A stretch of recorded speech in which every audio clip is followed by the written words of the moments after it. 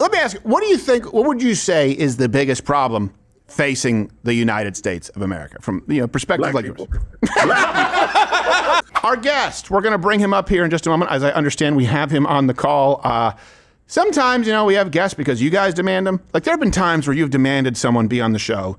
I'm like, do I really got to do this? Yeah. I don't want to talk with this person. And then sometimes it's for me.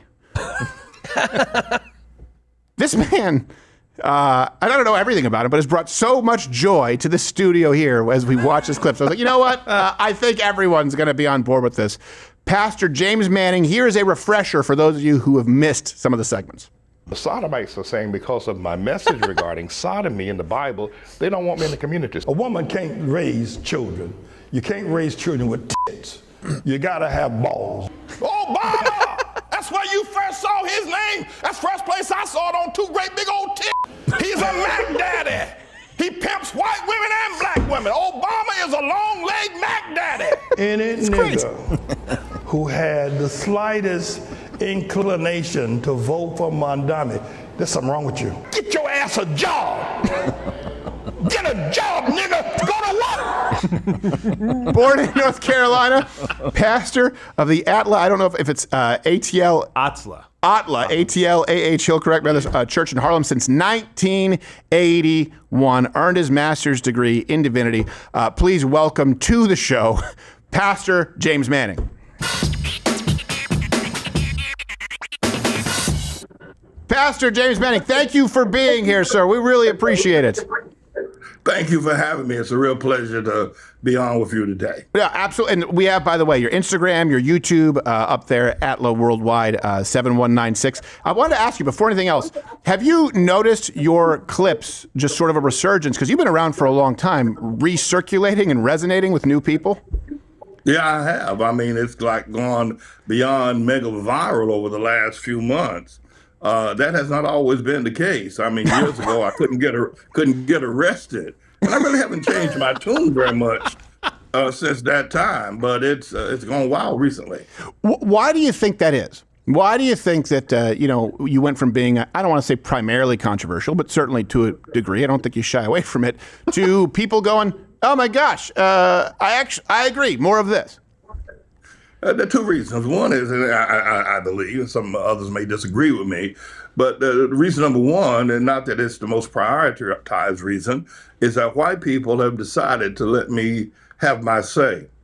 They have began to promote me. What is happening with my viral videos and the numbers is not being supported so much by the black community or by black people, but by white folk who decided, well, maybe I'm not going to be considered a racist by promoting or letting this man speak. Yeah. I'm going to go ahead and let him say what he has to say. I'm going to let him on our broadcast. I'm going to share his videos with everybody else. Yeah. And that's what happened. The other thing I think is that, for the last 10 years, I've been a critic of Trump. Mm-hmm. And at first I was supportive and I endorsed the fella, but, and when I withdrew my endorsement and began to speak about him in ways in which they didn't think were so friendly, they withdrew their support from me. But recently they've come back home like chickens to the roost. And so I'm out there today. Yeah. The reason number two, if you have the time. Sure, yeah, absolutely. Is that Jesus is soon to return. Now, I don't want to sound like one of these evangelical, Pentecostal, if you will, religious kooks, always talking about the return of Jesus. Not that it's not a valid subject, but I think a lot of people pimp it and try to profit from it. Yeah, but I agree. He did say he's coming back. The Bible does say that, so I'm not saying anything he didn't say. I'm just not trying to pimp it like some of these other people do.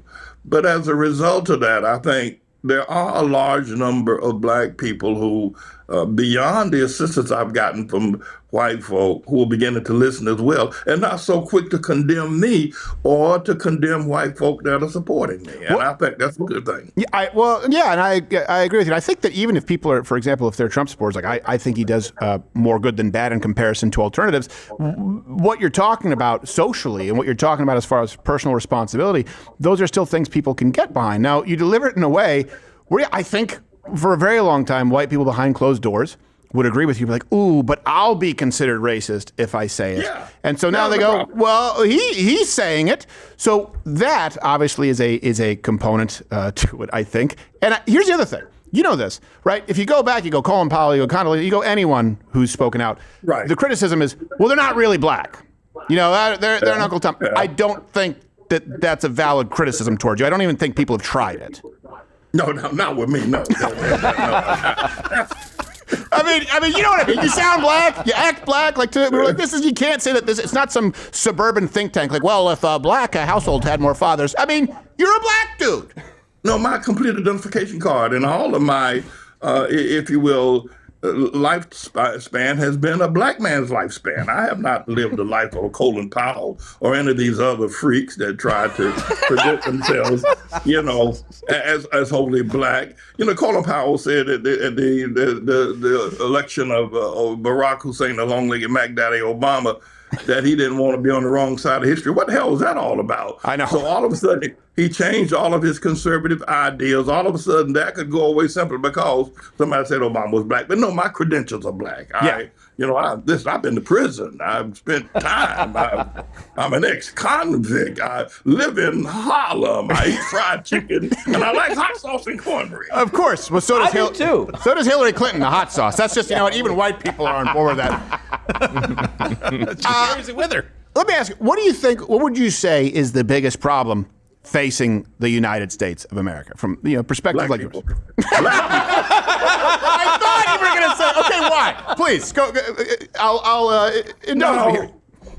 And listen, I don't want people to think that I'm flippant or that I am not serious, that I'm not a man of God, that I don't believe in the blood of the Lord Jesus Christ or the word of God, that I'm some sort of a, just out there spouting off things to get views or numbers. That is not the case with me. I've been at this for 40 some years. Oh, yeah. But I have to tell you, and that I'm not here to beat up on black people, but black people are a burden and a stain on America. They're the biggest tax problem.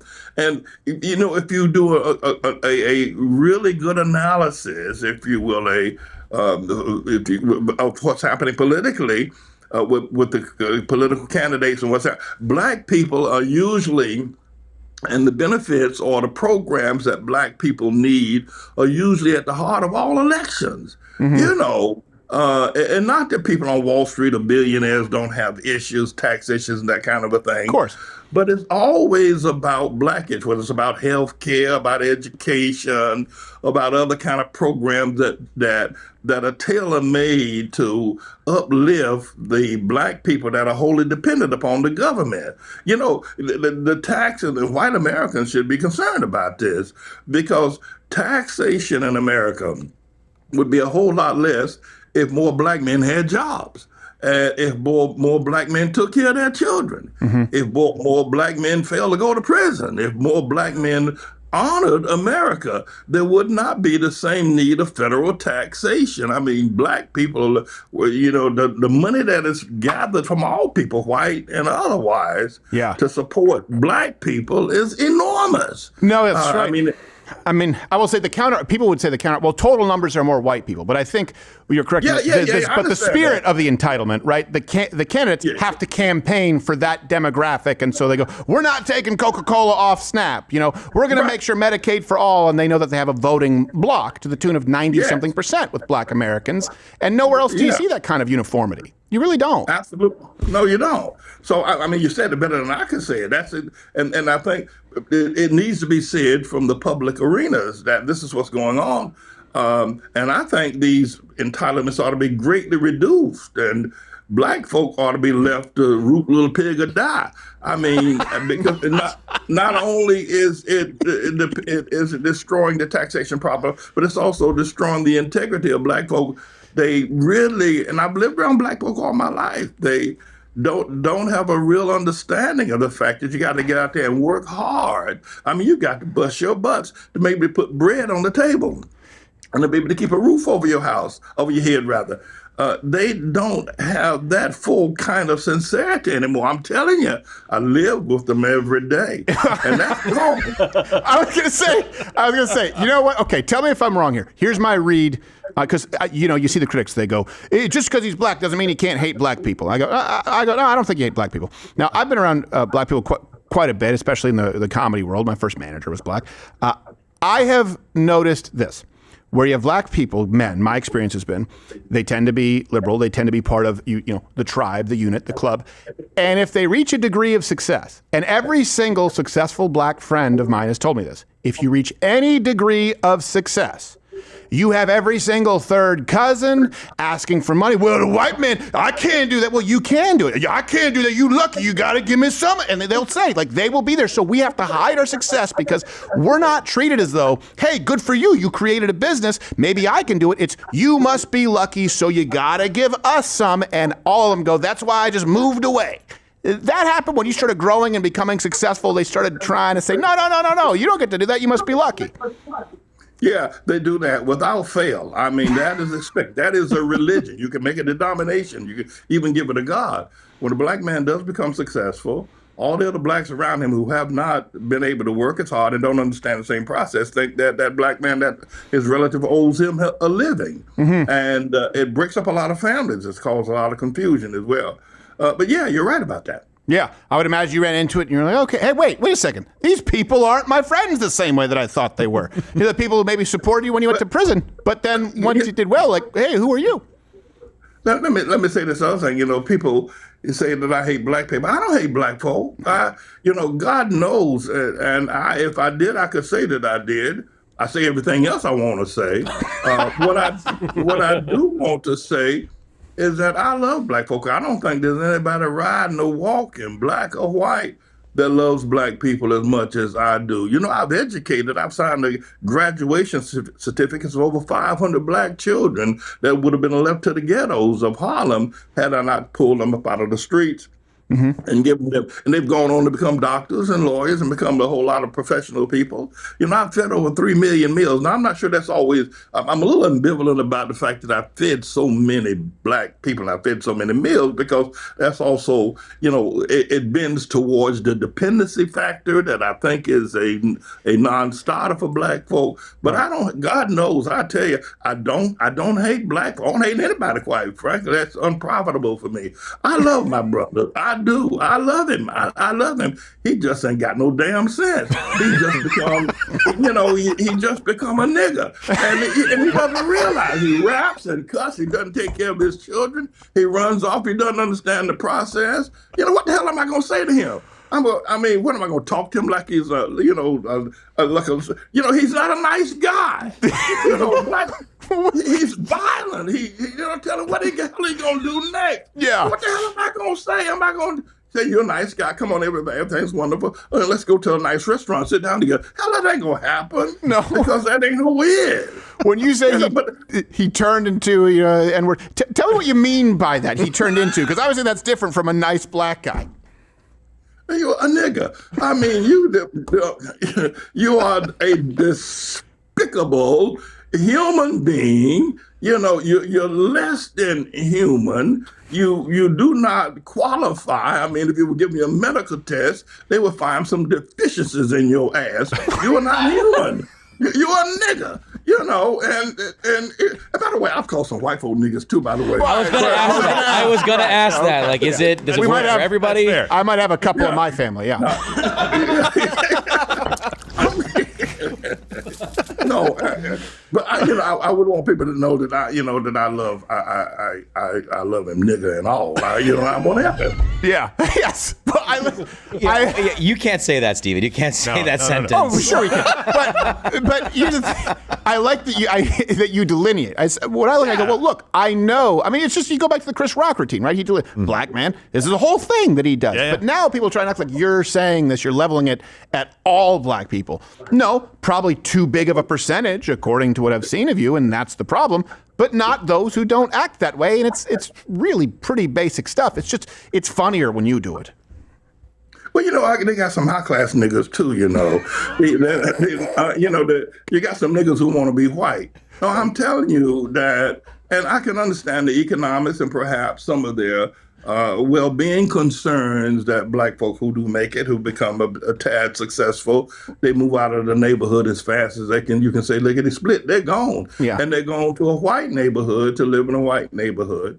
And they themselves don't want to be associated with their own breed, their own kind. Yeah.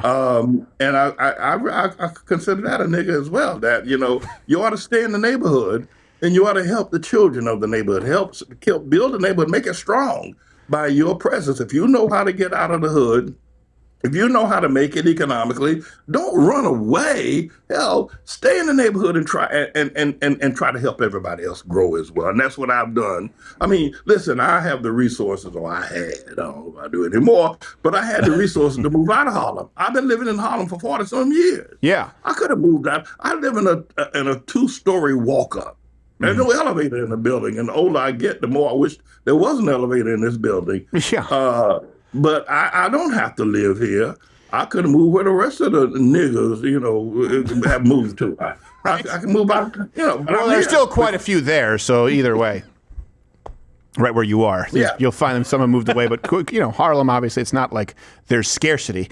But let me ask you. But the problem is, then you still do have to live in Harlem, unless it's kind of like I'm sticking in Detroit to fix it. At a certain point, yeah, I don't know, but it's fixable. No, it's fixable. It is, and I love Harlem. No, it is fixable. It is. The reason why, because I believe black folk can rise again. I think that we started going down a wrong path 70 years ago with Dr. King and the civil rights movement, and the ability to use governmental processes as our way of gaining income. Black people don't manufacture anything. They don't manufacture one damn thing. They don't have a chain of Olive Gardens or Kentucky Fried or any damn thing. They don't have any of that. I mean, how in the hell can you exist as a people and a nation as economically strong as America, and you're not participating in this? Where black people are strong, extraordinarily strong, is in the political arena, running for office, and then once get into the office, developing programs, entitlement programs, etc., to support. The government is the business end of black people. They don't manufacture cars. They don't make locks and keys. They don't make doors. They don't sell roofing. They don't do that. They do politics. Right. And the more angry their politics, the more vile their politics. I mean, you got this person, this queer woman who runs Black Lives Matter living in a $15 million house. They're talking about Black Lives Matter, living in a white neighborhood at $15 million per house. I mean, but that's what black folk do, and that's what they're very good at. They're good at that, basketball and a couple other things, probably. Well, let me. Objectively, they are good at basketball. Let's be honest. Although you get a few Eastern Europeans who they start coming in and they're like, all right, hold my beer. But I will say, play devil's advocate. People will say, well, that's because black people haven't been given the opportunities. That's what those on the left would say. That's because white people have kept them out of those places. That's why they're not successful. Is that true? Really? No. Not me, Pastor. I'm saying no. I understand. Yeah. Do they give black people the opportunity to play basketball and have $1 million contracts? Do they give them the opportunity to have contracts to make a whole lot of money rapping in line and flabberjacking? Do they give them the opportunity to do that? Do they give them the opportunity to actually I'm in favor of the fact that they're trying to decentralize the whole process and gerrymandering black communities like Memphis and down in Louisiana, so we won't have no black politicians. They do. America does give the black folk an opportunity to be politicians. They give them an opportunity to be a whole lot. Hell, they even give them Emmys and they let them be in the damn movies. So this whole business that white society, the economic powers that be, do not allow black folk to advance is pure BS. And I won't use the S word because that's against my standards. However. Well, that's okay. Some people say that Mamdani's a black man at heart. He's a nigga. I don't know if he's a black man. I knew it. You didn't even have to think about it. No, it's true. Everybody knows that. I thought you knew that. No, listen. No, he's not black, to be sure, but he's a dangerous person, quite frankly, and I got something for him. You know, I can't tell y'all because then everybody else will know because everybody listen to y'all. So, but I got something for him. Oh, well, good. Well, when you do, we can have you back on. And I don't know how busy you are. If you can stick around, we're just actually going to go to Mug Club Rumble Premium, and I'm sure we have some chats if you'd like to take a few questions. Could you stick around for a bit? Yeah, I can take a couple of questions, yeah. All right, absolutely. And so the best place before we go for people to find you on Instagram and YouTube is @LaWorldwide7196. Do I have that right? Yeah, that's right. That's correct. We'll put it up on screen. Anyone who is not yet a Rumble Premium member, hey, you guys know how to join. Click that button. We'll be right back in a minute with Pastor James Manning. Stay tuned. All right, we are back with Pastor James Manning. I appreciate you taking the time, Pastor, and it's Chat Thursday, so let's... Oh, sorry, I had a little bit of feedback there. Noodles or Tim, hit it. Chat Thursday, let's bring it. Chat. All right, for the pastor, Noodles. All right, first chat from APC89X. Question for Pastor Manning. Why doesn't the black community, quote unquote, police their own? You know, that question probably needs to be framed in the context of this, and I've said it many times and for several years, perhaps as much as 2 decades, that if we had black fathers in the community, we would not need policemen, and certainly not as many as we do have. I mean, the black community, no matter Detroit or Harlem, any place else, is laden with police officers that you don't see in other neighborhoods, mainly because the family structure is strong. If we had fathers in the black community stopping those young boys once they began to act unruly and unlawful, we'd put police officers out of a job. So I think that, what was the question? They were asking why the black community doesn't police their own, meaning like why don't enough black people do things, like what you do and call other black people out? Because there's been a major movement that's been supported by the media and to some degree by some businesses that white folk are holding black people down. They are viciously attacking black folk. And therefore, black people can't progress because of the power of white people. Mm-hmm. And so, therefore, they don't see policing themselves. They see all black people as innocent. Who they need to attack is the white man. Yeah. And so if you got a person like Al Sharpton or Ben Crump or those who are constantly attacking the white America and the white man, that is the religion of the black community. So they don't think they need to police themselves. They want to run wild as it is. Well, I was going to actually ask you this on top of that is I grew up in Canada. I'm American, but I grew up in Canada, where I would watch, funny enough, young French Canadian kids, sometimes black kids, try and mimic black American ghetto culture. That's how you know it's inauthentic, where the new vocabulary switches, because they were from Canada, right? But they were mimicking what they saw in hip-hop videos.